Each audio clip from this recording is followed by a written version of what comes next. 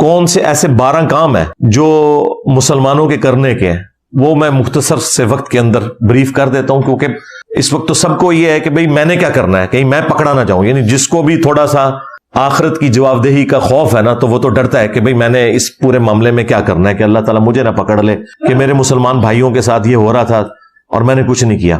تو اس کانٹیکسٹ میں نے 12 علمی پوائنٹس کی شکل کے اندر 12 ٹاسک، یعنی 12 کرنے کے کام، ان میں سے بھی پہلے 2 کام وہ ہیں جو ہم سب نے کرنے ہیں، خواہ حکمران ہے خواہ عوام الناس ہے، اور جو بعد کے 10 کام ہیں وہ صرف حکمرانوں کے کرنے کے ہیں، اور وہ ان کو ہم نے اس کے اوپر ابھارنا ہے کہ انہوں نے یہ کام کرنے ہیں. ٹاسک نمبر 1 وہ ہے اللہ کے حضور دل سے گڑ گڑا کر اپنے مسلمان بھائیوں کے لیے دعا کرنا. دعا مومن کا ہتھیار ہے جی، یہ ذہن میں رکھیے گا. دعا سے وہ مسئلے حل ہوتے ہیں جو تدبیروں سے حل نہیں ہوتے، اور یہ اللہ نے ہمیں حکم بھی دیا ہے کہ ہم نے دعا مانگنی ہے. ادعونی استجب لکم، اے میرے بندو مجھ سے مانگو میں تمہیں دوں گا. اور پھر ساتھ فرمایا ان الذین یستکبرون عن عبادتی، جو تکبر کریں گے میری اس عبادت سے، یعنی مجھ سے دعا نہیں کریں گے، میں انہیں عنقریب ذلیل و خوار کر کے جہنم میں پھینکوں گا. بولے اعوذ باللہ تعالی.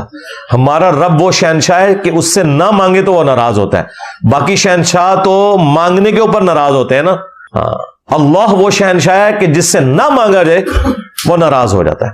تو دعا آپ نے مانگنی ہے، یہ ایک حق ہے مسلمان کا دوسرے مسلمان کے اوپر.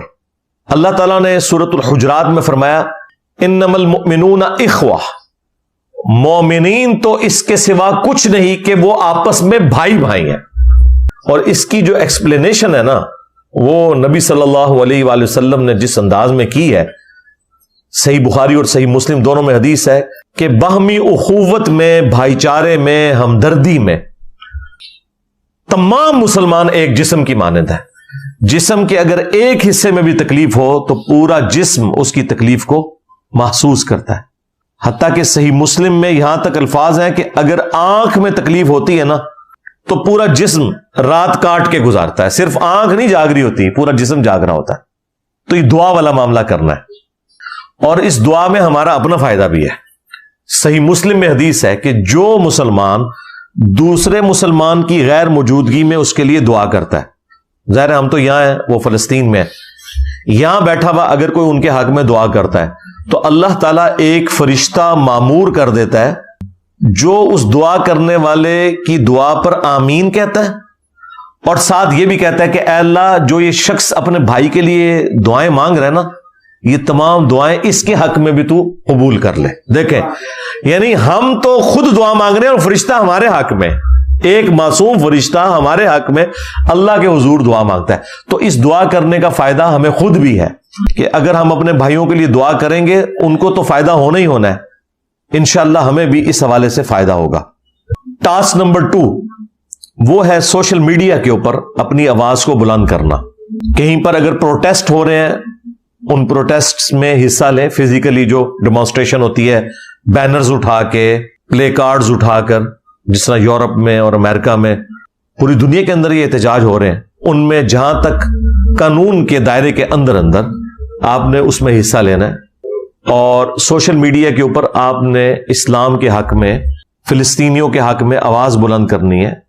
لیکن اس آواز بلند کرنے میں ایسا کوئی معاملہ نہ ہو کہ وہ گالی گلوچ کی طرف چلا جائے اور اسلام کی کوئی غلط پکچر لوگوں کے سامنے آئے. یہ ذہن میں رکھیے گا. یہ اللہ تعالیٰ نے سورہ الانعام میں فرمایا وَلَا تَسُبُّوا الَّذِينَ يَدْعُونَ مِن دُونِ اللَّهِ فَيَسُبُّوا اللَّهَ عَدْوًا بِغَيْرِ عِلْمٍ. مت گالی دو لوگوں کے جھوٹے معبودوں کو، کہیں ایسا نہ ہو کہ وہ انجانے میں تمہارے رب کو گالیاں دیں بغیر علم کے. تو اس لیے گالی گلوچ والا معاملہ نہیں ہونا چاہیے کہ جس کی وجہ سے اسلام کی بدنامی ہو.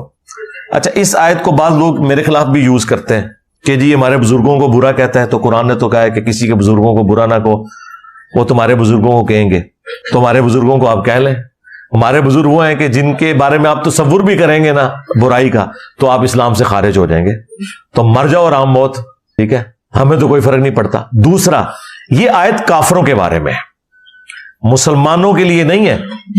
مسلمانوں میں اگر کوئی شخص اسلام کے ساتھ غداری کر رہا ہے تو اس کے لیے تو قتل مرتد کی سزا ہوگی. وہ تو اسلام کی روح سے منافق ہے, اس کو ننگا کرنا ہر مسلمان کی ذمہ داری ہے, وہ اسے گالی دینا نہیں ہے.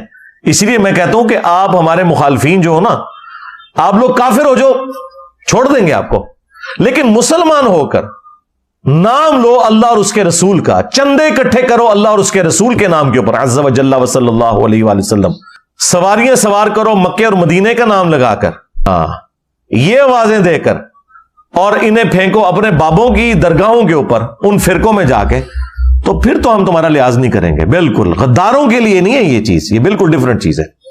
اسی کانٹیکسٹ میں سورۃ المائدہ میں اللہ تعالیٰ نے فرمایا کہ وَلَا يَجْرِمَنَّكُمْ شَنَآنُ قَوْمٍ عَلَىٰ أَلَّا تَعْدِلُوا اعْدِلُوا هُوَ أَقْرَبُ لِلتَّقْوَىٰ. دیکھنا کسی قوم کی دشمنی تمہیں اس پہ نہ ابھارے کہ تم انصاف کا راستہ چھوڑ دو. انصاف کا راستہ اختیار کرو, یہی تقوی کا راستہ ہے, یہی تقوی کے قریب ہے. یعنی یہ اسپیسیفکلی تو صحابہ کرام کے بارے میں تھا کہ مشرکین عرب کی دشمنی آپ کو اس پہ نہ ابھارے کہ آپ انصاف کا راستہ چھوڑ دیں. اگرچہ وہ آپ کے دشمن ہیں لیکن آپ نے انصاف کا راستہ نہیں چھوڑنا, نہ حق کسی کے ساتھ کوئی زیادتی والا معاملہ نہیں ہونا چاہیے.